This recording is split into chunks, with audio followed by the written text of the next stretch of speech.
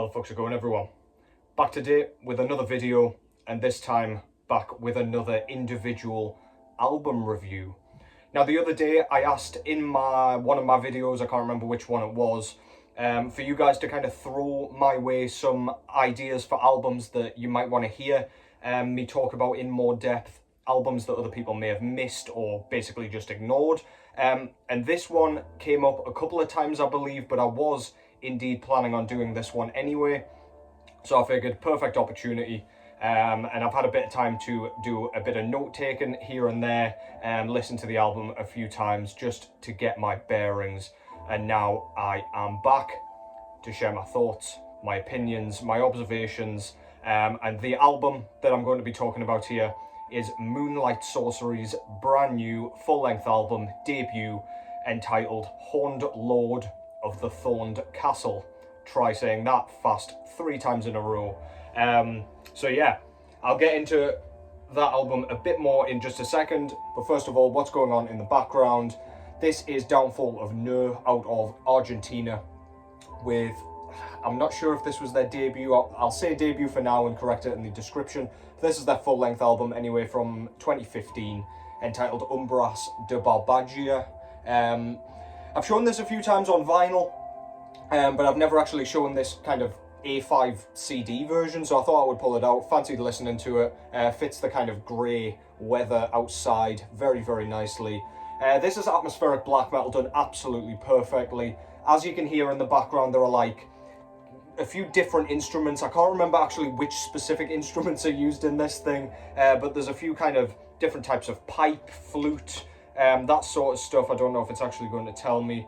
No, not really. But yeah, really, really kind of thought-provoking, very emotive. We've got mid-pace stuff, we've got kind of staticky production, kind of. The drums sort of poke through the mix very nicely. Love the sound of the snare drum on this thing. The vocals are really high-pitched, piercing, kind of harsh shrieks. Really fucking cool. Can't hear a goddamn thing that he's saying. It just kind of sounds like wind is whistling or something like that. But yeah, this shit's really good, really riffy, really kind of moving, and yeah, as I say, plucks on your heartstrings. Really good shit. Downfall of Nö, Umbras de Barbagia. Can't recommend that album enough.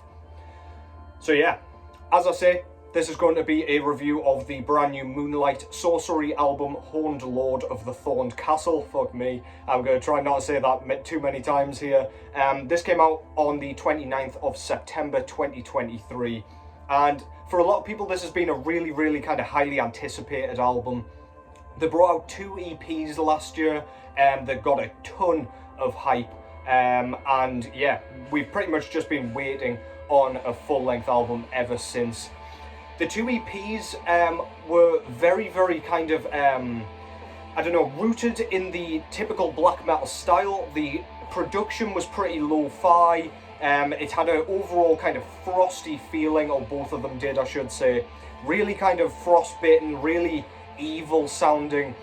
We still had that kind of melodic, kind of black metal stuff that you would come to expect from a band with a kind of blue kind of artwork with a castle on the front. It's very dissection or sacramentum. But yeah, the music kind of fit that kind of vibe very, very well. Really well written EPs. Got a lot of attention for good reason. They were excellent. If you do indeed dig that style, like Thorcandra, any kind of modern incarnation of that dissection sound, if you will. So yeah, anticipation was very high when this was announced, and then we got the first single, and a lot of people became skeptical, and again, I can see why, because the production has been cleared up completely on this brand new album. Weirdly, I've seen this described as a kind of melodic blackened kind of power metal album, and I can very much see why. Kind of gone's the frosty production, and in its place we've got a really chunky kind of sound with lots of guitar noodling, lots of kind of lead harmonies, and yeah, it's just a bit weird compared to the EPs. It's not where we thought this band was really going to be going. However, I'll get more into what I think about that in a second. This band's out of Finland, by the way, I didn't mention that, but yeah, so first of all, we've got a very, very well-produced album here. And does that detriment this album a little bit? I would probably say so. It comes off as a little bit kind of cheesy and a bit more fun and upbeat, and like they weren't taking this too seriously compared to their kind of last album. I don't know if that's entirely accurate, however, it does kind of feel like that. We've got a lot of kind of technical noodling, a lot of fretboard wankery. It's very impressive to listen to, however, if you hear another solo after this album, straight after, you might spontaneously combust. It's one of those records. The guitarists sometimes, when they're harmonizing and bouncing solos off one another, almost sound like they're kind of playing back to back. It gives off like a Kiss vibe or something like that, you know, when they're kind of back to back just messing around with their fretboards. And I can see why a lot of purists, or at least people who just want a black metal record, may kind of be put off by that, because it is kind of silly, it's kind of glam and, I don't know, glittery, and it's very fancy, and yeah, so they've taken a bit of a different approach here, and I don't really know why, but I don't hate it at all. The melodies are glorious. If you like that sort of style, they're not particularly like emotive or anything like that, but they're well written in a sense of, it feels like you could ride into battle with them, kind of playing in the background. They just make you want to kind of cut off heads and ride your dragon into the castle sort of thing. It's very, very like theatrical and daft and goofy, and I do quite like it. I bought this album on vinyl, like I pre-ordered it. I'm still waiting on the copy to actually show up, but I bought that based on the first track. The first single was called In Coldest Embrace, and I absolutely love the kind of technical sort of lead work going on that one.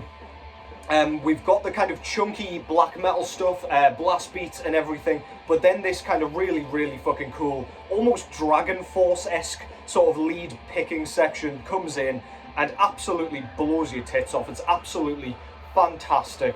But yeah, the rest of the album wasn't exactly like that, but what we got was still a lot of that kind of zany guitar work. But yeah, a lot more power metal. It's a lot less kind of blackened than that track, kind of makes it seem like it's going to be. And for some, that has been a huge disappointment. This has been a Marmite album, as far as I can see. Vocally, we've just got kind of raspy, high-pitched screeches. They're not really, there's nothing new going on. They're not reinventing the wheel. There's no kind of vocal variation or range going on. It's all very focused and concise, and they know exactly what they're going for. That's pretty much one of the only things, along with the blast beats, that can even be considered black metal on this thing, which is a strange thing to say considering what we were expecting based on the two 2022 EPs. The drumming, you knew I had to talk about the drumming in some facet. It's very, very complex and very kind of varied and diverse. There's lots of tempo shifts on this thing. There's not really any messing about, but there's lots of fills going on to kind of match the eccentric guitar work, if you will. It would sound a bit flat and a bit strange if they just had kind of simple 4/4 rhythms all the way through with few kind of fills. We've got some really delicate kind of glistening ride cymbal work, especially on the bell there. It just kind of adds like a feeling of snowy, kind of falling snowflakes or something, kind of coming down onto the record, and it's really, really cool. Again, gives a really frigid kind of feeling on an album where there is not very much of that. You're not really getting a feeling of being hypothermic in the middle of a blizzard where you don't know where the fuck you are. There's not much of that. Instead, kind of, as opposed to power metal guys who sound like they are rescuing princesses on horseback, this makes you feel like you're rescuing like shackled warlords on dragonback or something like that. Just really, really, like, as I say, theatrical. Sounds like a grand kind of movie soundtrack or something. It's just really uplifting, upbeat, and kind of, I don't know, it's there to jolt you into action as opposed to kind of mellow you with like emotion. The garage sound that I really like in black metal typically has pretty much gone here. It sounds very much like a well-polished studio drum performance, and they're very high in the mix, the drums, which they've done on purpose. That is kind of, I don't know, like a thing that you get with kind of clean production. You are going to get kind of everything cranked up to like 10 so that you can hear every single aspect. Nothing's lost here, and it's so like cleanly polished that there's not a tiny bit of grit left in this album, aside from perhaps the vocals here. Yeah, so that's kind of a negative thing for me, but it's not like, it doesn't sound like a drum machine, it doesn't sound absolutely ridiculous, it just kind of sounds a bit too polished for my liking in general. However, this is an album that I can have fun with.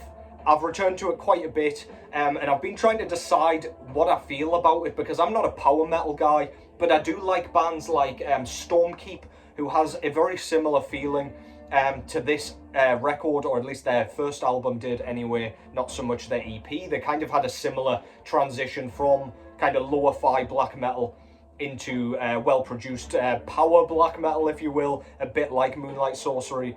So yeah, if you enjoy that sort of stuff, you'll probably dig this. Really, really well written.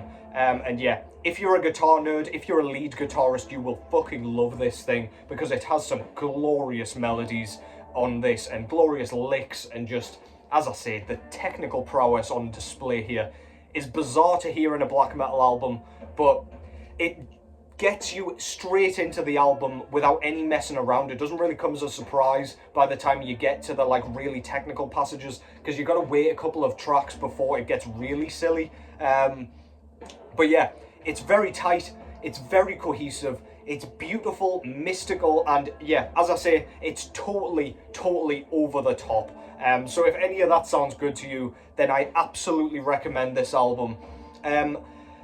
This has a lot of great moments. It has a lot of moments where I kind of raised my eyebrows a bit and was like, what is going on here? But yeah, ultimately, this is an excellent album. My favourite track is the first single, In Coldest Embrace. I recommend you go and check that out, but don't base your opinion on the entire album on that track, because there's so much more to it than that. So yeah, do I recommend this album? Hell yeah, I fucking recommend it. However, this one is not for purists. As I say with bands like Curtain Wall and stuff like that, this isn't quite as silly, or like, I don't know, it's not quite as unconventional as that. However, it's definitely not a straight black metal record that you can just throw on and get kind of lost in the static of. It's not typical Finnish black metal either. It's not, I don't know, you're not getting Sargeist here or anything like that. There's synths in this thing. As I say, the production's completely overblown and huge. And yeah, basically, if you like Dissection, Thorcandra, Sacramentum, Stormkeep, then this one will probably float your boat, with a bit more power metal influence here and there, heavy metal guitar work, and yeah, it's just a daft, fun album that you may want to just throw on around kind of Christmas time when you're wanting to get into that wintry feeling, but with a bit of an upbeat kind of edge to it. So yeah, absolutely go and check this out. It's not too long, it's around the 45-minute mark.